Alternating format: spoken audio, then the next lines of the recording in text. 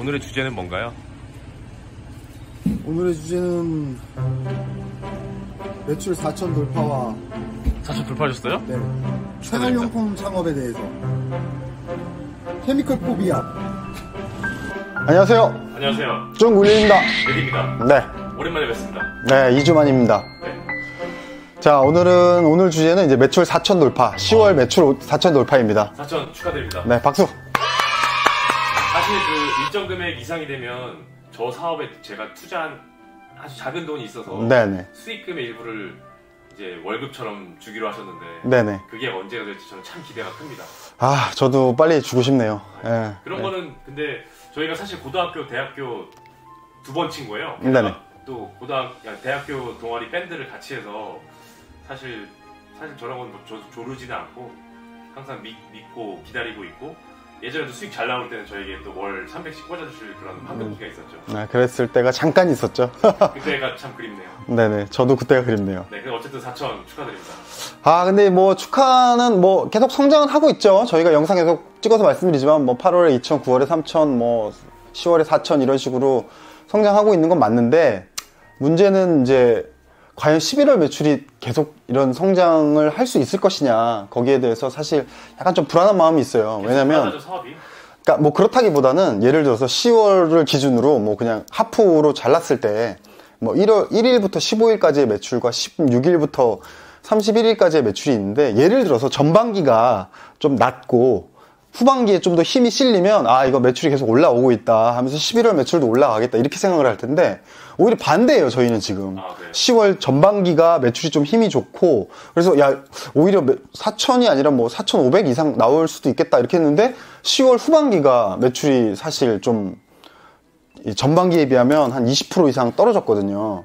뭐 이유를 정확히 지금 찾지 못하고 있는데, 대략적으로 저희가 유추하는 건 있긴 있는데, 정확하게 그 유추하는 이유가 맞는지 안 맞는지는 뭐 알 수는 없는 거니까. 왜냐면 예를 들어서 A가 문제다라고 저희가 생각을 했으면 이제 11월 달엔 A를 좀 뭐랄까 극복하는 뭔가를 마케팅을 새롭게 해볼 생각인데, 실제로 다시 매출이 살아난다면 저희가 이제 예측한 A라는 문제가 맞았던 것이고, 그래도 매출이 살아나지 않는다면 또 다른 문제가 발생하는 거니까. 그래서 11월 어쨌든 지금까지 성장률이 좋긴 합니다. 좋긴 한데 11월 매출이 과연 뭐 5천 이렇게 나올 수 있을까? 좀 개인적으로는 좀 회의적으로 봅니다. 그래서 아마 다음 달에는 이런 영상을 좀 못 찍지 않을까 생각하고 있는데, 뭐 찍으면 좋겠죠. 저도 좋고.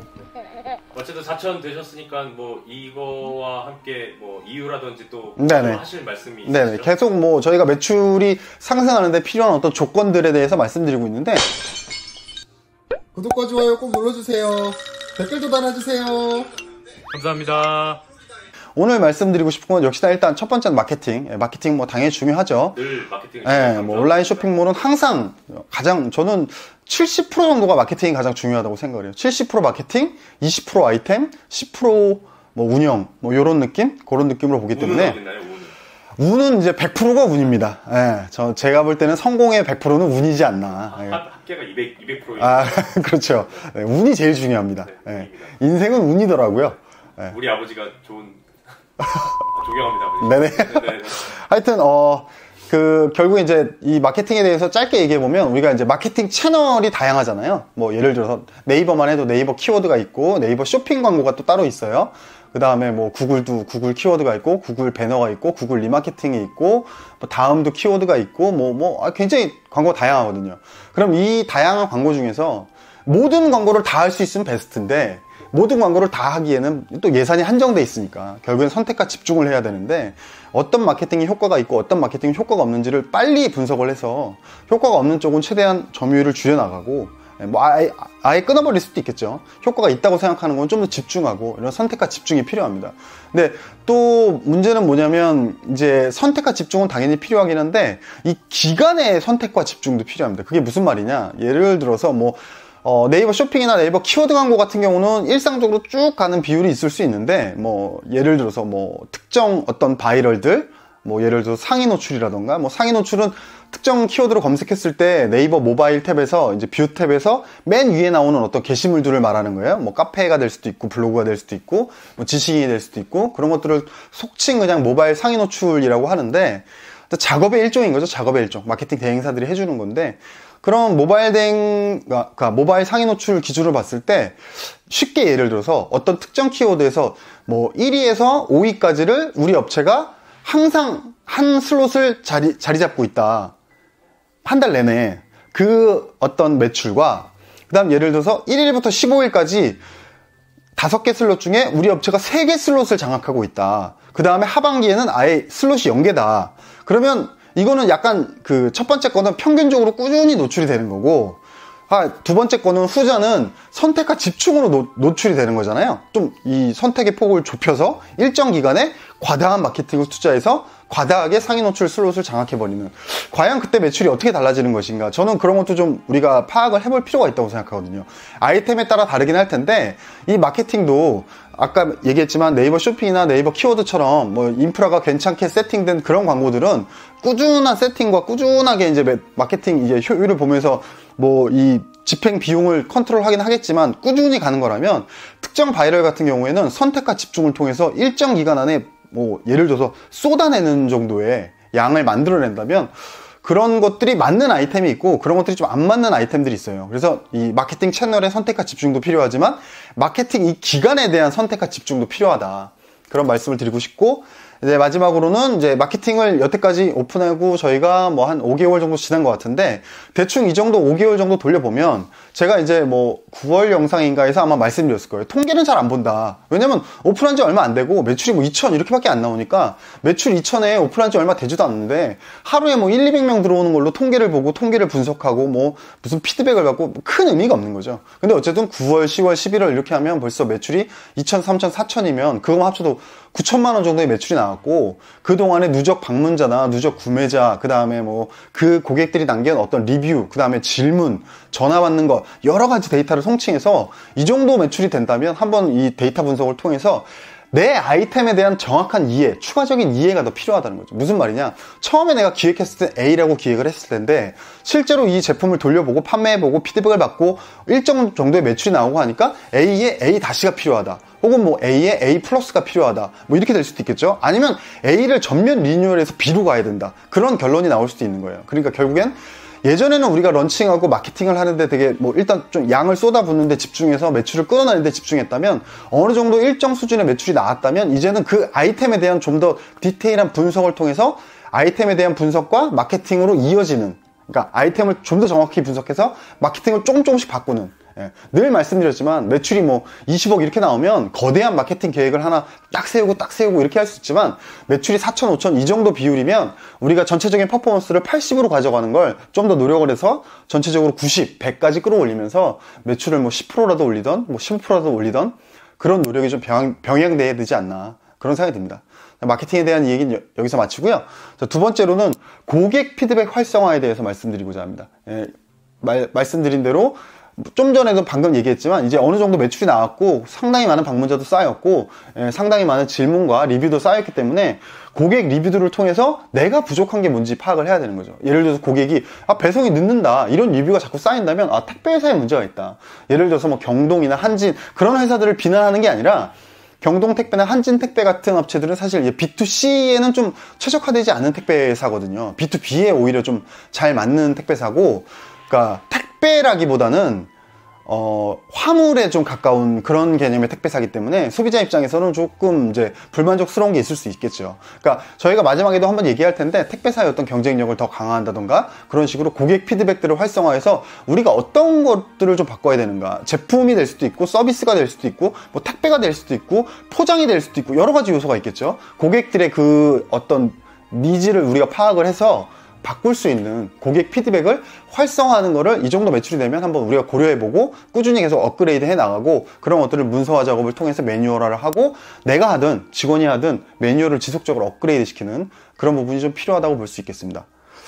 세 번째로는 3PL 활성화를 말씀드리고 싶어요. 3PL이라는 게 보통 3자물류라고 하는데 말 그대로 우리의 택배를 타 업체가 대행해 주는 겁니다. 지금은 제가 화장품 사업할 때도 3PL을 했었는데 그때만 해도 3PL이 그렇게 많지는 않았어요. 예를 들어서 뭐 쇼핑몰이 뭐 1000개면 3PL이 뭐 한 50개? 뭐 요 정도의 비율이었는데, 요즘은 쇼핑몰이 1000개면 한 3PL이 한 300개? 이 정도로 3PL이 엄청나게 많기 때문에 그러니까 예를 들어서 창업 초창기부터 3PL을 한다면 추가 비용이 발생할 수도 있기 때문에 좀 일단 내가 물류를 하면서 직접 또 포장하는 것도 의미가 있거든요. 왜냐면 포장한다는 거는 이제 판매 데이터를 분석하지 않아도 내가 매일매일 포장을 하면서 고객이 뭘 주문했는지 내가 즉각적으로 뇌에 딱 반응이 오거든요. 왜냐면 내가 포장을 하니까 아 고객이 A를 많이 사는구나, B를 많이 사는구나, C를 많이 사는구나 라는 거를 내가 분석을 안 하더라도 내가 포장 일을 하기 때문에 딱딱딱딱 머리에 들어오는 게 있거든요. 근데 어쨌든 3PL에 맡기면 또 다른 추가 분석이 필요하긴 하지만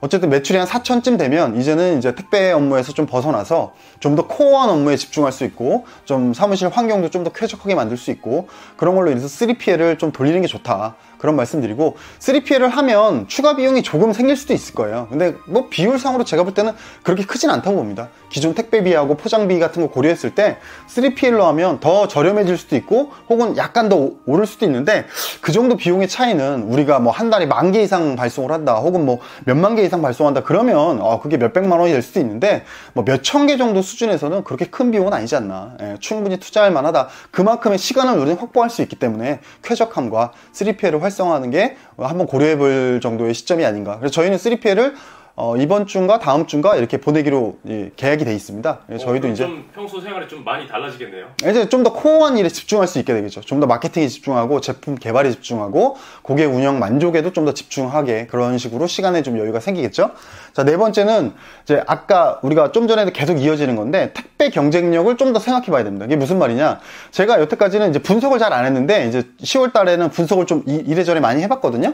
확실히 분석을 해보니까 저희가 지금 CJ 대한통운택배를 쓰고 있는데 이게 그 서울 경기나 예를 들어서 이제 서울 경기 그러니까 수도권 지역에서 크게 벗어나지 않는 지역 뭐 충북 일대나 뭐 충남 일부 지역까지는 거의 1박 2일에 거의 대부분 택배가 들어갑니다. 근데 이게 지방 광역시까지도 괜찮아요. 대구라던가 뭐 대전이라던가 뭐 울산이라던가 광주까지도 1박 2일에 들어가는 경우가 많긴 많은데 거의 대체로 그렇긴 한데 문제는 뭐냐면 이 전라도나 경상도나 뭐 충북, 충남의 일부 지역들 그러니까 뭐 시나 뭐 제가 정확히 행정 체계를 모르겠는데 뭐 군이나 이런 지역들은 아직도 택배가 2박 3일이 걸리는 거예요. 제가 데이터를 보고 깜짝 놀랐어요. 그러니까 뭐 비율이 많진 않아요. 왜냐면 고객의 뭐 데이터가 58%인가가 수도권 고객이더라고요. 그러니까 비율 자체가 수도권 플러스 광역시 합해버리면 전체 고객의 제 생각에는 한 80% 이상이 거의 1박 2일에 들어가긴 하는데 문제는 20% 정도의 고객이 아직도 제품을 월요일날 주문하면 수요일날 수령을 하는 거예요. 아직도. 미국도 아닌데. 그러니까 이거는 제가 볼 때는 물류의 경쟁력이라기보다는 이 CJ 대한통운 택배기사님들을 제가 비하하는 게 아니라 오해하지 마시고 그 해당 지역에 계시는 기사님들이 어떤 특정 지역에 배송 물량이 쌓일 때까지 제가 볼 때 좀 기다리는 경향이 있는 것 같아요. 왜냐면 결국엔 배송 지역을 나간다는 건 비용이 발생한다는 건데 내가 예를 들어서 어떤 지역을 가는데 20km로 가야 되는데 거기에 물량이 한 개밖에 없어. 그럼 내가 이 한 개를 배송하기 위해서 수익이 보통 개당 500원 정도인데 내가 이 500원 벌려고 왕복 20km로 하면 기름값으로 벌써 얼만데 그러면 다음날 것까지 몰아서 예를 들어 몇 개를 더 만들어서 이런 식으로 배송하는 아마 그런 시스템이지 않을까. 그러니까 어쨌든 전체 고객의 20% 정도가 1박 2일이 아니라 2박 3일이 걸리는 거예요. 그러니까 요거는 좀 문제가 있겠다. 그래서 제가 이번에 3PL을 찾을 때도 일부러 사실 3PL이 뭐 대한통운이나 뭐 경동택배나 뭐 한진택배나 뭐 굉장히 다양한 물류회사를 쓰는 택배는 많은데 우체국 택배를 쓰는 3PL은 많지 않아요. 우체국 택배가 3PL을 아무나 이렇게 또 허가를 내주지 않는다고 하더라고요. 그래서 우체국 택배 3PL 하는 곳을 좀 어렵게 찾아내서 결국에 우체국 택배로 지금 바꾸려고 하거든요. 우체국 택배는 말 그대로 좀 수익 베이스의 모델이라기보다는 어떤 뭐 공기업이다 보니까 지방의 물량이 한 개밖에 없어도 좀 가는 경향이 있어서 제가 그걸 어떻게 알았냐면 판매자를 비교해 봤어요. 굉장히 판매량이 많은 판매자가 CJ 대한통운을 쓰는 판매자가 있고 우체국 택배를 쓰는 판매자가 있는데 이 네이버 스마트 스토어 보면 배송 시뮬레이터라는 게 있거든요. 보니까 확실히 우체국 택배를 쓰는 사람이 1박 2일로 도착하는 비율이 97%야. 97%.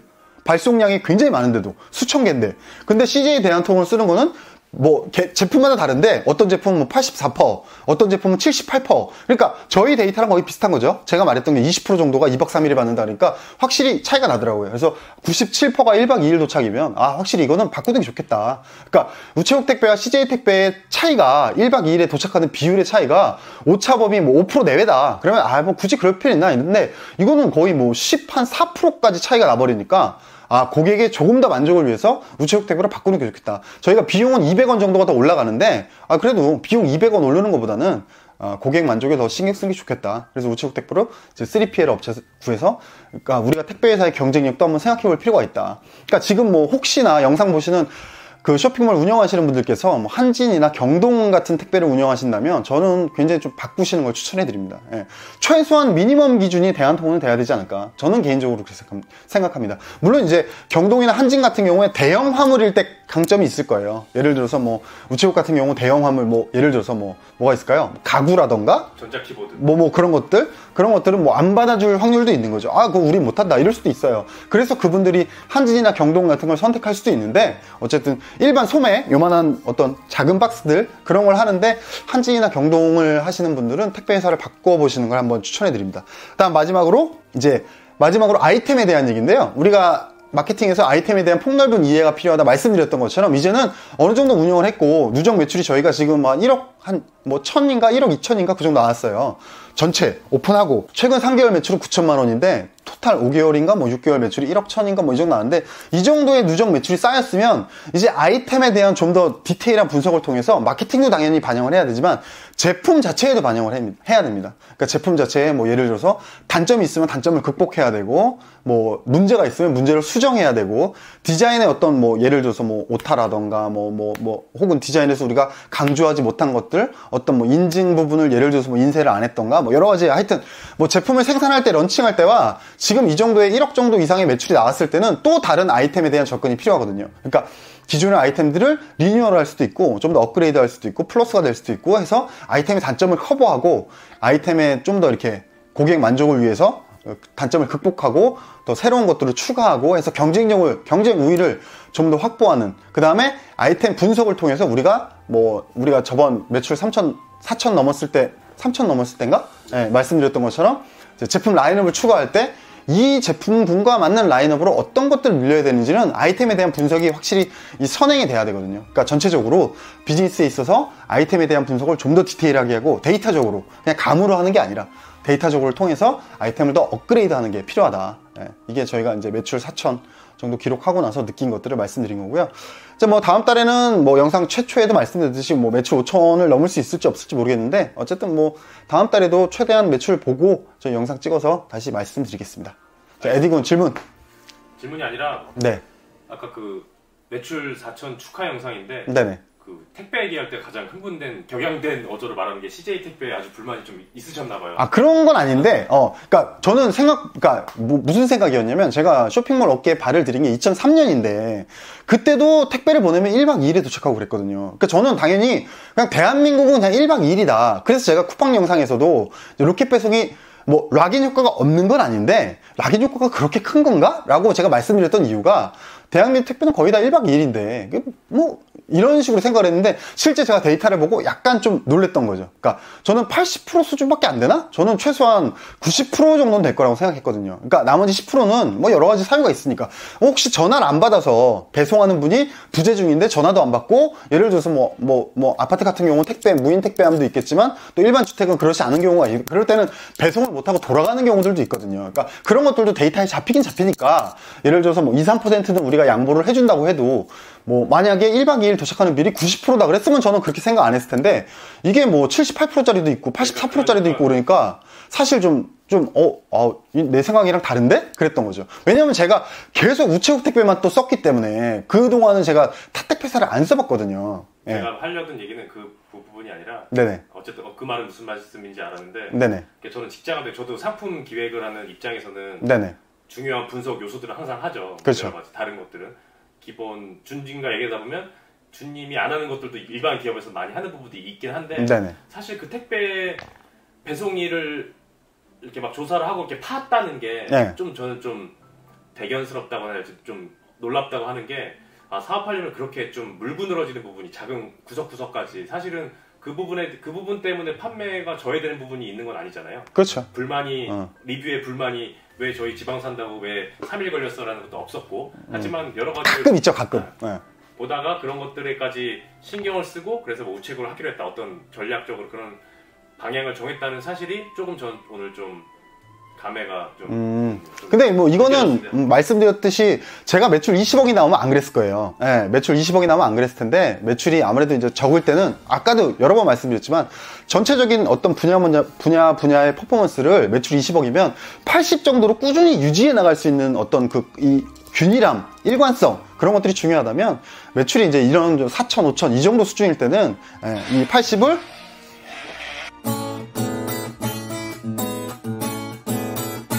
자, 퍼포먼스 80을 뭐 90, 뭐 95, 100 이렇게 끌어올리는 그런 과정들이 좀 중요하다. 그래서 제가 그러는 거지. 저도 매출 20억 나면 안 그럽니다. 알겠습니다. 네, 알겠습니다. 자, 여러분 안녕. 감사합니다.